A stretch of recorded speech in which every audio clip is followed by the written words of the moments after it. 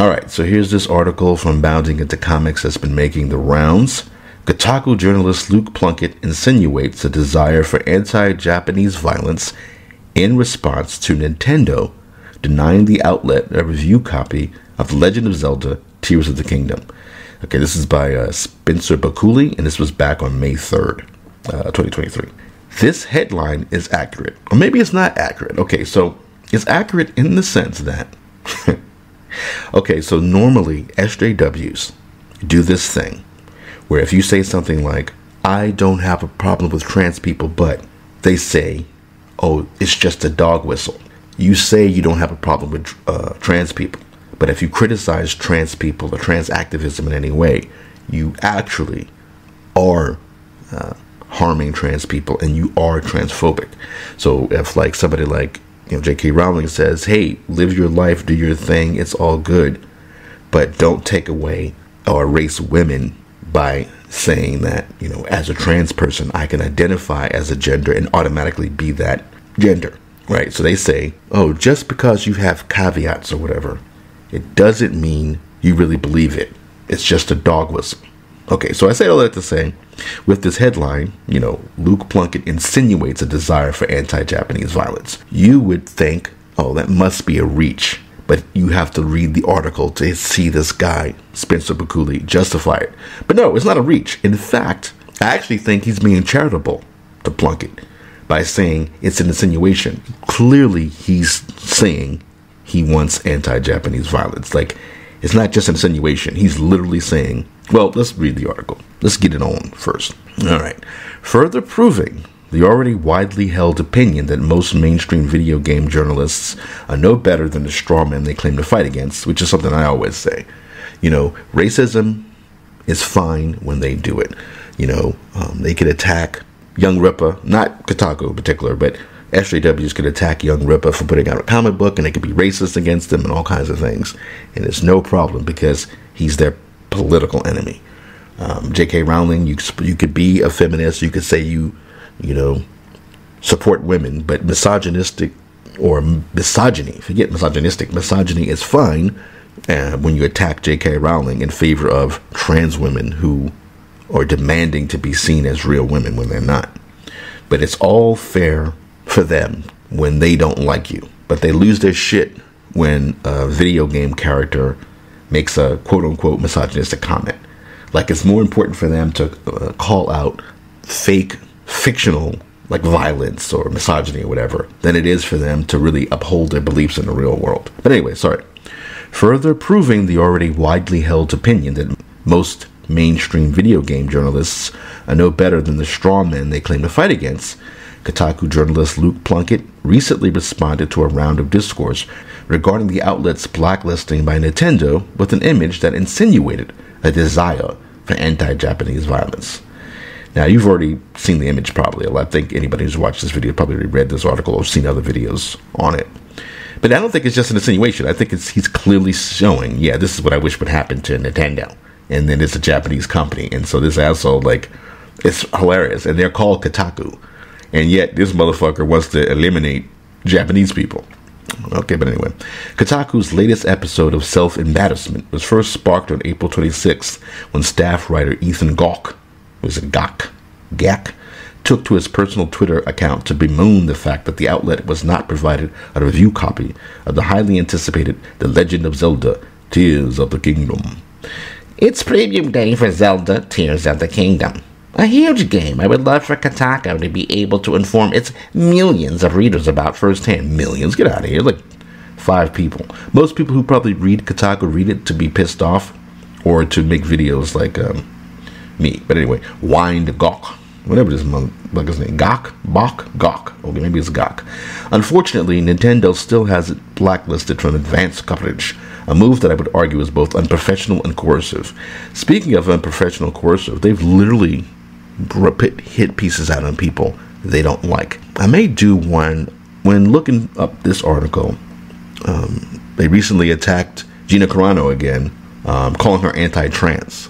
They just make up shit. This is what I mean when they do that reaching. But anyway, we'll get into that some other time maybe. All right, so what did I just run? Okay, so it as unprofessional coercive. That was his tweet where he was upset that this editor at Kotaku was upset that they were blacklisted and he didn't get a preview copy. And my thing is that, okay, if you're not being professional, you're supposedly speaking truth to power, so you're insulting game companies, you're insulting developers, you're attacking them for being racist, you're attacking them for being misogynist and whatnot, yet you expect to be supplied with things to help you do your job better. If you're so cool, if you're so above it all, then do your job without getting the previews. Then just keep making hit pieces out against people.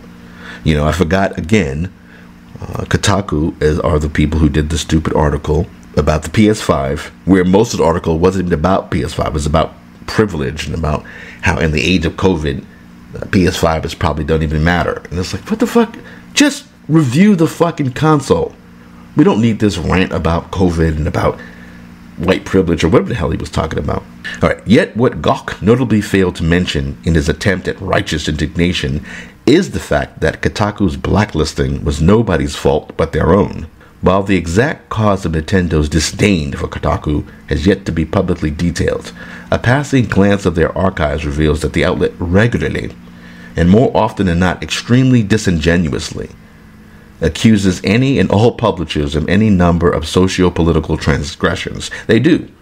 Like, they hate games and they hate gamers. They just use it as an excuse to push their agenda. Like, it seems like a lot of these people leave college with these worthless degrees. They went to college and they started taking these degrees, or and I've said this before, feminism and Buffy and stuff like that, or feminism in media. And there's no real job out in the world for shit like that, for getting a degree and shit like that. So they decide to just turn their degrees on pop culture, and since they have this weird radicalized sense of saving the world through complaining and whining, they just decide to just tear apart anything in popular culture, because they've already decided that the audience for this stuff are just straight white males, and so it's patriarchy, all that crap. But anyway, in terms of Nintendo, with a history of such hits as Super Smash Bros. Ultimate's Persona 5 DLC includes a disability slur, an absolutely absurd accusation. Try saying that 3 times fast. I've actually have tried saying it 3 times fast. I've been re-recording this paragraph like 3 or 4 times now. All right, but anyway. And Metroid Dread is already running great on Switch emulators, which was published the day after the game released. It's not hard to see why the esteemed Japanese publisher would view working with Kotaku as bad business. Bad business. All right. Shortly after he hit Sin, Gawk's whining would see him and the outlet as a whole inundated with criticism, most of which was focused on the outlet's aforementioned lack of journalistic integrity and the fact that they were attempting to shift the blame for their blacklisting away from their own actions. However, rather than engage in even a moment of self-reflection, Gawk decided to add to Kotaku's history of acting like petulant children by responding to the criticism by publishing a self-explanatory article detailing everything we're learning about Zelda Tears of the Kingdom from the leaks, a response that was soon met with a backlash all its own. Enter Plunkett.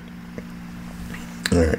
A senior editor for the outlet, Plunkett joined the conversation on May 3rd to defend his colleague, sharing a tweet by GameSlushPile, who after seeing Gawk's petty leak coverage questioned, "You complained about Nintendo blacklisting you, then post spoilers based on leaks?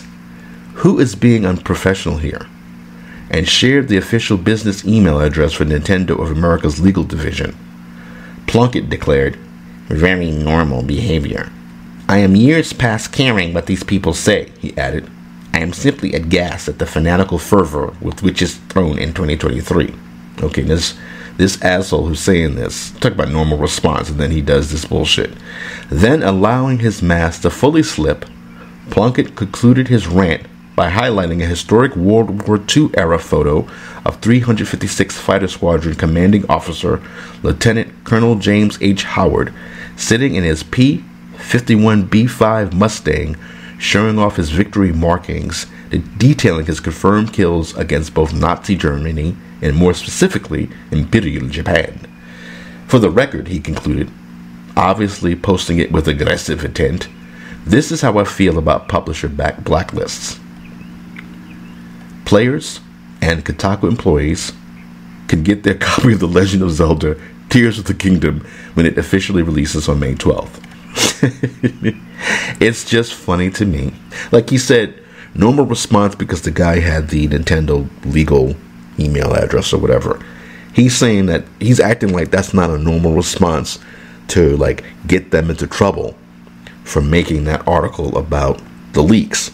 But then he not doubles down, but then he goes and has this picture of this guy who was shooting down Japanese planes during World War II. And it's obvious, what he's saying. He's not, like, he could have shown anything else about, being dismissive to people who are, blacklists gaming websites. But no, he specifically chose, somebody who fought against the Japanese in World War II. And talk about normal response. These people are insane, and Kotaku can't go away fast enough.